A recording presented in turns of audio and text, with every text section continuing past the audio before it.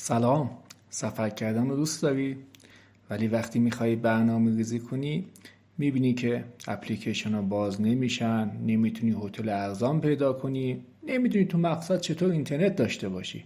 خب امروز میخوام بهت 5 تا اپلیکیشن سفر معرفی کنم که تو ایران هم کار میکنن، نیاز به فیلتر شکن هم ندارن، واقعا میتونن سفرت رو آسان کنن. بیا شروع کنیم. بریم. اپلیکیشن اول گوگل مپس. خب اولین چیزی که باید بگم همون گوگل مپس معروفه. شاید فکر کنی توی ایران به درد نمیخوره، ولی چرا؟ هنوزم خیلی خوب جواب میده.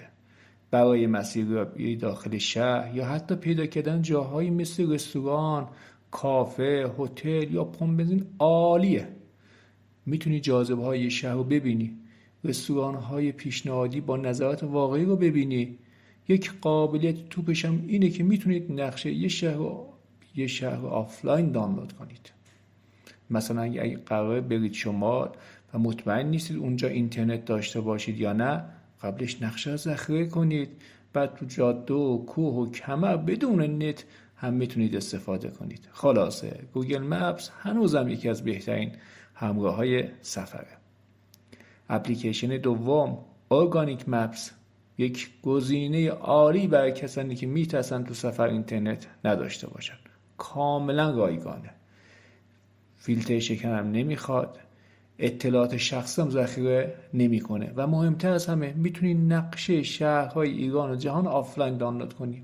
یعنی تو کوه و بیابون یا یه شهر خارجی با گوشیت راهت رو پیدا میکنی بدون نیاز به اینترنت. خب بریم بعدی. اپلیکیشن سوم XE کارنسی.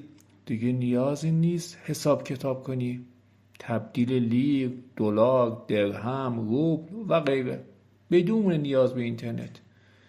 ذخیره تاریخچه قیمت ها فقط یک بار دانلود کنه همیشه دستته، همیشه میتونی ازش استفاده کنی. خب بریم اپلیکیشن بعدی چهارمیش سفرچی، یک اپلیکیشن معروف ایرانی برای رزرو بلیط هواپیما، قطار، پیدا کردن هتل با قیمت مناسب، تورهای سفرگردی، پشتیبانی فارسی و پرداخت با کارت ایرانی. دغدغه پرداختم نداره باش. واقعا برای برنامه‌ریزی سفر داخلی عالیه.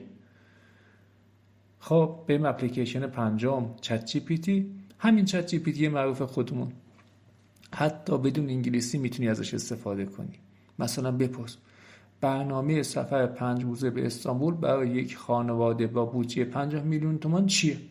بهت قشنگ جواب میده، برنامه‌ریزی میکنه واسط، بهت میگه از چه مسیری بری، یه لیست دقیق با جاذبه، هتل، غذا و بودجه بهت میده. واقعا مثل یک دستیار شخصی هوشمند عمل میکنه.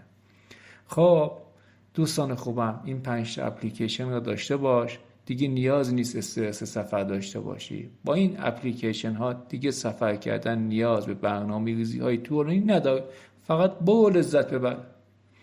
اگه این ویدیو برات مفید بوده لایک کن، سابسکرایب کن و برای دوستانت به اشتراک بگذار. اگر شما تجربه‌ای با این اپ ها داشتید یا اپلیکیشن دیگه میشناسید که به درد سفر میخوره، حتما توی کامنت ها بگید تا بقیه هم استفاده کنن. یادتون نره کانال سفر باهوش رو سابسکرایب کنید، زنگوله کنارش رو بزنید که ویدیوهای بعدی رو از دست ندید. ممنون که تا آخر همراه من بودید. امیدوارم سفرهاتون پر از انرژی و خاطره های قشنگ باشه. هفته آینده درباره ای سیم برای ایرانی ها صحبت میکنم، چطور تو خارج اینترنت داشته باشیم بدون دردسر. تا بعدی سفر باهوش. خدا نگهدار.